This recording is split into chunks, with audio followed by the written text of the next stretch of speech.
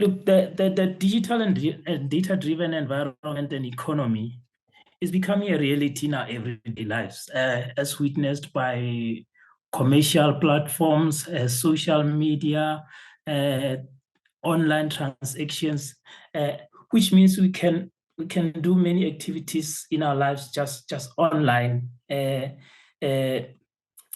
utilizing digital technologies and data. Unfortunately, these changes are happening at a magnitude and pace that if we do not catch up quickly enough, we might find ourselves a few years later only lamenting the opportunities we missed, in the same way it was said we missed the first, second, and third industrial revolution. Perhaps the most worrisome part of all this could be that due to disparities in the living standards of South Africans, the digital and data-driven economy might end up entrenching and even widening the gap between the haves and the have-nots if we don't effect serious interventions. This is because access to quality connectivity, smart devices, and digital skills is largely the preserve of the few who have the resources to be able to acquire those. So the question arises as to what should be the role of government in creating a digitally transformed society and an inclusive data-driven digital economy.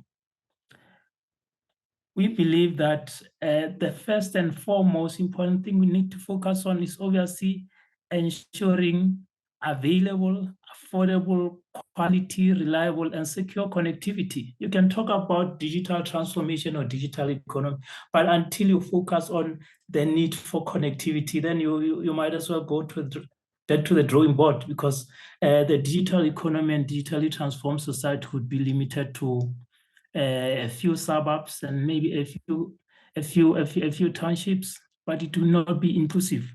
I was impressed when Nishan was talking in his speech. He emphasized collaboration, collaborative, and inclusiveness.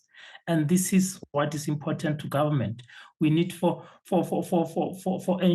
ensure total inclusiveness. You need to make sure that every South African is connected. You need to ensure that that connection is quality, is secure, and it is affordable. You need to also understand that South Africans are not at the same level of obviously economic wellness. So you need to delineate the availability of connectivity, meaning that you have to start with the indigent and look at what are the specific packages you can design for them.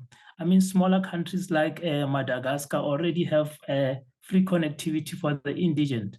I think we can do that in South Africa. We just need to look deeply in terms of what is feasible. But another important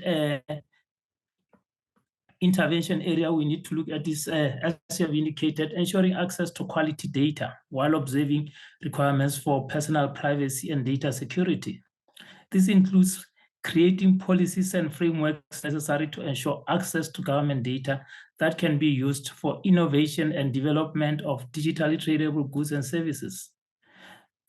How do you make data accessible? As you would know, and if you look historically at government policies, we have been mainly focusing on protecting data, making it as inaccessible as possible, because we had not looked at data as a generator of value for the digital economy. So we're beginning to take a direction that says we need to find mechanisms that would ensure that data is available to all citizens who want to innovate, including SMMEs and startups. Our policy is starting to focus on that. We're talking about open data strategy and plan. On the other hand, we are also talking about data for development frameworks. These are the frameworks we envisage developing in collaboration with the private sector. But we're also saying government itself should start adopting digital technologies like cloud and storing our data in data centers.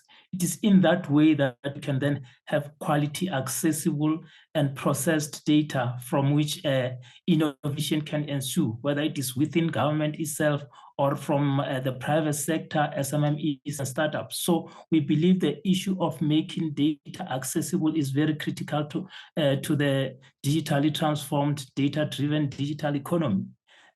So from connectivity, then you make data accessible. But those between the two, these are not enough, because sometimes you can make connectivity accessible and data available, but what then? Because you might have a 100% connected populace, but only find that maybe they use their data to watch TikTok every day.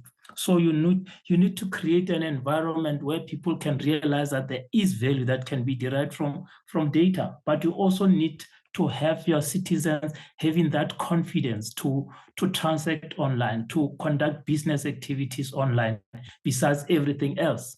You need to enable your citizens to access government services online. How do you do that? Most people, in as much as there are avenues to exploit opportunities that exist online, they still have trust issues.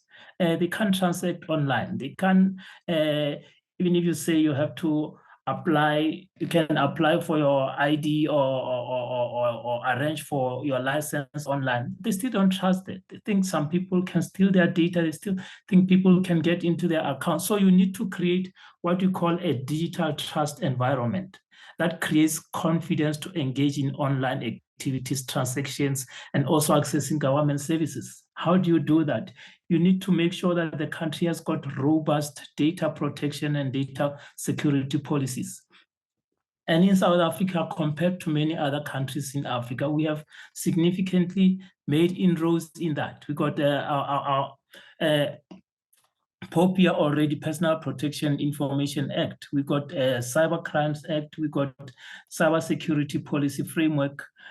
So these by themselves are starting to elevate South Africa as a country where you got a significantly secure digital trust environment. Obviously, we still need to finalize the Cyber Security Act.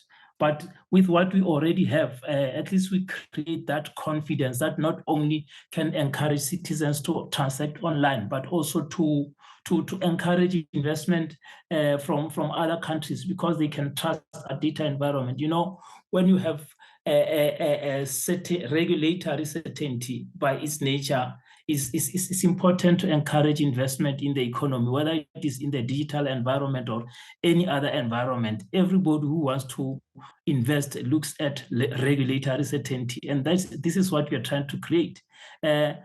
Over and above connectivity, making access to data possible, and also creating a digital trust environment, we also believe that for government itself to be able to provide services to citizens, not just providing services, but providing effective and efficient services to citizens, we need to create an environment within government that enables data sharing and interoperability of systems. What do I mean by that? I think most of you would have observed during COVID how government struggled to integrate services that they provided to citizens, because you have social development there, you got education there, you got different departments, home affairs there, you got different departments with their own data that should, if integrated, can enable the provision of many services. So through our policy, we are saying we need an interoperable systems in government that also enable data sharing, so that Home Affairs has got the data that is accessible to education, that is accessible to social development. Just that on itself can be able to identify people who need government services the most, and those who need minimum of it, and plan for them from the future. Because if you're saying a child who is born in a hospital at a particular period, or within a particular period, you have so many children born in hospitals or anywhere, you are able to plan in future to say, where are they born, from which parents are they born? So you are not only going to be able to prepare for them in terms of education, but you're also going to be able to determine for them in terms of social services. Are they coming from, how many of them are coming from indigent communities? Therefore, once you are able to establish that, you can package all the social services, you can plan for them in advance. The same with NSFAS. As you would be aware now, you got all these kind of what I would call fraudulent activities that have beset NSFAS. If you have that information that is shared and is able to create systems of verifications, you wouldn't have these problems. So we are looking at a unified data processing and storage and compute facility for government, where you can have a single view of government. You can be able to say, if you get there and say, who is Alfred, you can be able to trace Alfred from where he was born to where he completed his education, to where he started working, how many employers he has had. Then you can, from a Home Affairs perspective, verify that Alfred is a South African citizen, so he can qualify for such and such and such services. So it becomes with everybody. In that way, government provides efficient and effective services to those who need it most, because that is what is important. So you don't have people who are defrauding the systems. But it's not just about preventing fraud. Like I'm saying, it is about ensuring that citizens have equitable service provision. The other intervention I would like to highlight relates to the creation of an enabling environment for focused and collaborative digital skills development that encourage the adoption of digital skills. We can do that by encouraging the adoption of digital skills and literacy across the learning ecosystems.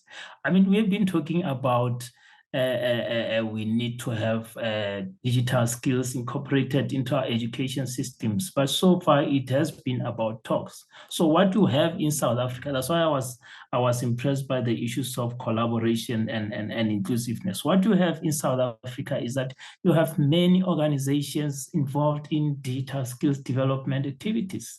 Whether you go to industry, you go to government, you go to other independent institutions, they'll tell you that we are involved in some way in digital skills development. The worrying part is that in spite of all these interventions, when you look at the demand of the digital environment in terms of skills and the skills that are available, the picture is not improving.